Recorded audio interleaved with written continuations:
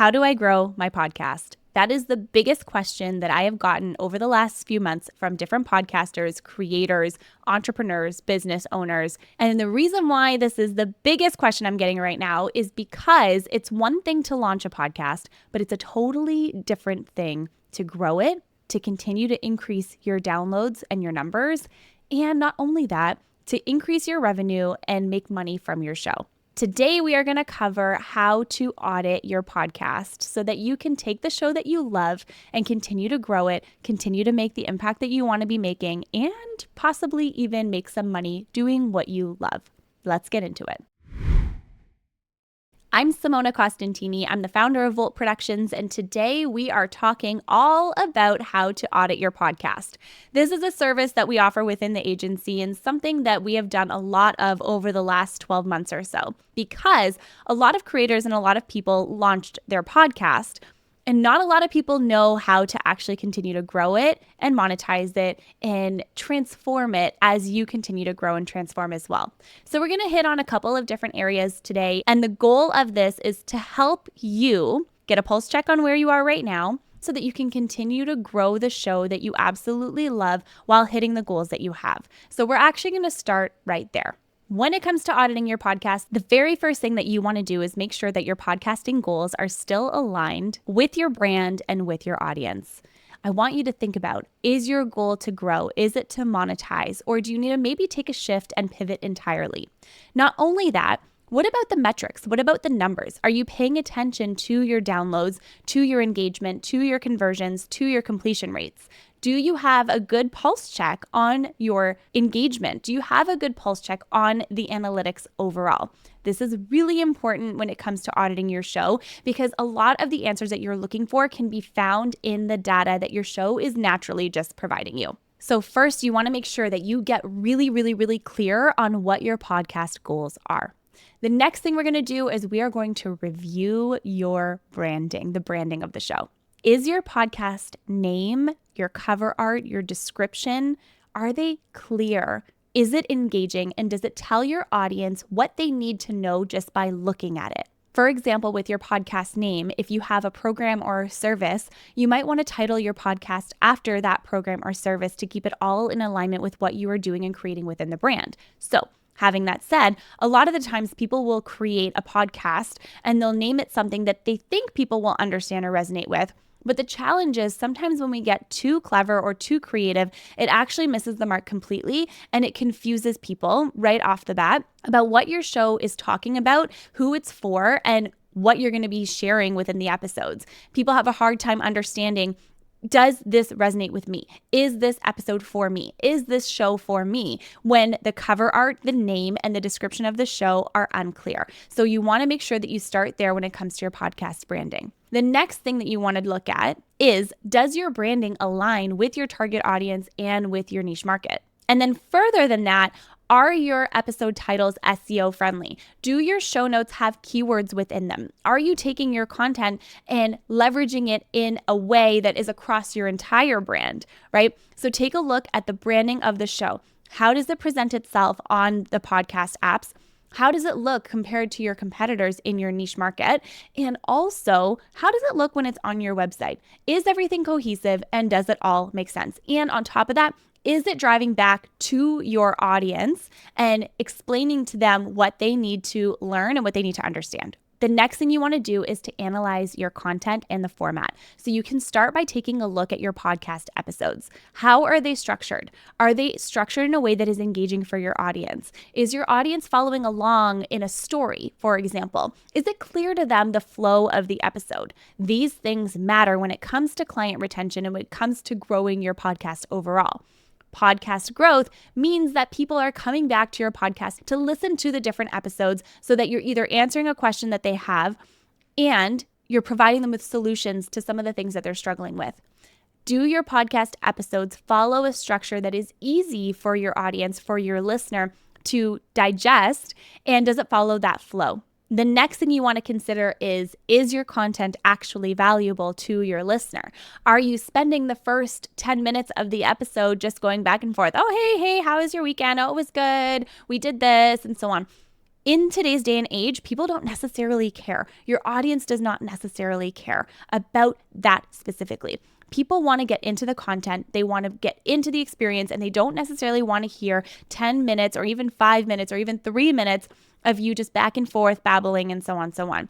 Hook them from the beginning, get started with your content, and dive in. My next question for you is, what does the composition of your episodes look like? Are you doing more solo episodes? Are you doing guest episodes? Do you have a blend of the two of them? And is that consistent? How is your listener experiencing your show? Is it going from solo episodes sporadically to a couple of guest episodes to maybe a hiatus for 2 days and so on, so on, so on? Make sure that you are finding balance in what you are creating. It is an absolute game changer, and it's going to help you in your production schedule as well. When you can know and anticipate what is coming down the line, you just automatically know what the next thing is going to be, and it becomes a little bit predictable. Humans like that predictability, right? People like to know what to expect next and sort of what they can bank on, what they can guarantee on. So you want to make sure that you are creating some kind of consistency with the posting cadence of your episodes, okay? The next piece I want you to look at here is your intros and outros. How are they? Are they too long? Is there a hook in the beginning? How are you anchoring people in? And then on top of that, how are you exiting the episode? What are you asking them to do afterwards? Are you stuffing too many calls to action in your outro that people are actually left confused and maybe they don't know what to do next? Take a look at your intro and outro and see, are there any opportunities to make it shorter? Are there opportunities to make it more engaging, more enticing, more exciting? That is absolutely something that you're going to want to focus in on, especially nowadays. There's a lot of different things that are happening with intros and outros lately. I just did an audit on a whole bunch of them about a couple of weeks ago just to see how is the industry trending, what are people doing, what are people creating, and it's a lot to do with starting with your hook. So make sure that you have a strong hook in your content right from the get-go. I also want you to consider your audio quality, okay? How does your podcast sound? Is your sound clear? Is there background noise? Is the mic set up properly? Is there an echo? It might not seem that these things are really important because a lot of the times people will just tell you, oh, your audio doesn't actually matter, so on, so on, so on. That said, we also do live in a time where there is so much content out there and people want an enjoyable listening experience. People want to enjoy the content that they're consuming. And sometimes when you have scratchy audio, people are hitting the mic, there's thumps on the table, banging around and all that. It can be very distracting and it takes away from the overall message. So make sure you do a bit of an audio audit on your show as well, because even though it might not seem important, it actually is very important. Another piece that I always look at when it comes to auditing podcasts is the posting schedule, the cadence in which you're posting your episodes. Are you being consistent? Are you releasing episodes on a regular basis? Whatever that looks like, bi-weekly, weekly, every other day, daily if you're really gung-ho. And then more than that, do you have a plan for your content moving forward? Do you know what you're going to be doing and creating in a couple of weeks or a couple months from now? You don't need to plan so far out that you're months and months and months ahead. Or if you prefer doing that, you absolutely can do that. But either way works. All I'm saying is that you need to have some kind of idea of what you want to be publishing and the direction in which you want to be going in. My show, for example, this show, these episodes, I don't plan them that far out in advance. I'm usually about a month ahead or so, a couple weeks ahead. And what I like to do is leave a lot of space for things to come in. So I like to leave different space for newer or different episodes to come in based on the types of questions I'm getting from my clients, things that I'm hearing on social media, stuff that's happening in the industry. And I find just for this market specifically, if I'm planned too far in advance, I may miss some opportunities that are going to be really beneficial for my listeners. So I try not to plan my stuff too far in advance. That's just me personally. And if you want a production schedule template, I do have this available within my membership. I'll leave the link in the notes below so that you can take a look at the membership. It's $27 a month to join. We have such a fun time. And we also have weekly office hours. So you have pretty much, I want to say 24/7 support and community with other podcasters, which is an absolute game changer when it comes to continuously improving the quality of your show, yourself as an interviewer, the topics that you're covering, and to find a community that is like-minded. and interested in the same kinds of things that you are in. So take a look at the membership and the episode notes below. I also want you to consider and take a look at, are you repurposing your content? Are you taking the content that you are creating and sharing it on different platforms in different forms of media to hit your audience in different ways? This is a really important piece to growth. Sometimes we can think, oh, my social media post didn't do well, or barely anyone engaged with it, or it doesn't matter, no one's paying attention, no one is noticing. The truth of the matter is, though, when you are showing up, even if people are not engaging, they're still seeing, right? And so it's still a visual reminder of what you're doing and what you are creating. So I would encourage you that if you're not repurposing your content or your episodes, to absolutely do that. Make sure that you are creating some kind of strategy to promote your podcast episodes.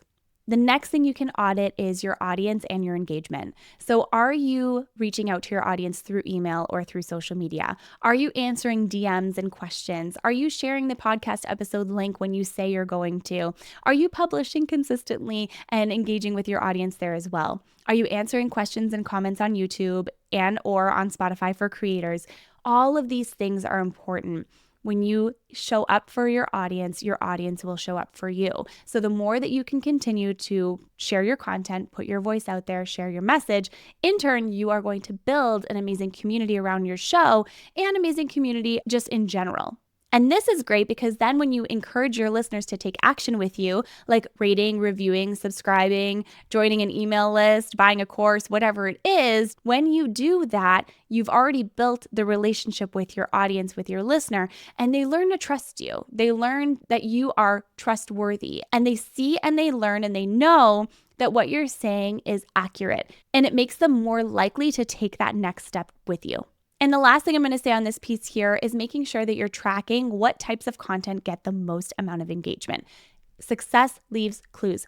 Analytics leave clues. Pay attention to the data and you will get all the information you need.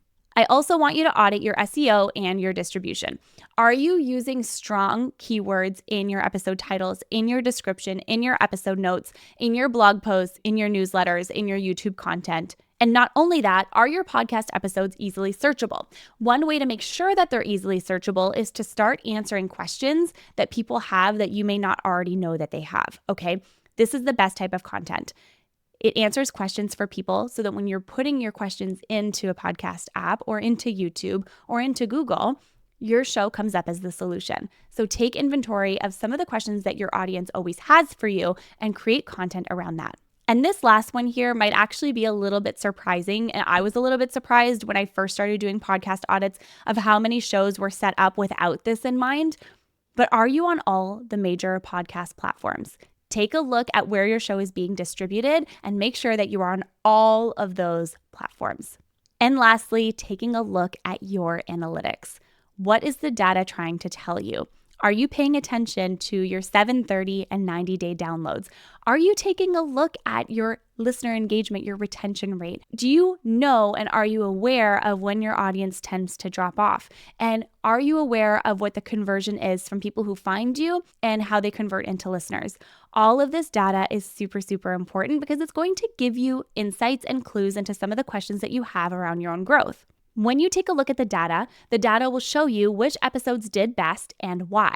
So take a look at these episodes and start to think about how can you create more content that is aligned with the content that is performing really well. But more than that, you also want to make sure and pay attention to where your listeners are dropping off, because that will give you insight into which sections in the episodes are people like, okay, I'm done with this conversation. I don't want to listen anymore.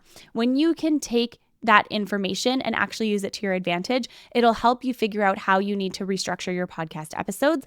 But that is a totally, totally different topic. So let's get back to the auditing side of your show. Here's your action plan. Go through everything that I've just listed here and take 2 to 3 areas that you can improve on immediately. And then create a plan for the rest of them. What you want to make sure that you do also is creating deadlines. Deadlines is really, really important because otherwise none of this stuff really gets done. And then lastly, once you have your different changes in place, you want to start testing. You want to see how your changes are performing. Give yourself 3 to 6 months to see the changes start to improve.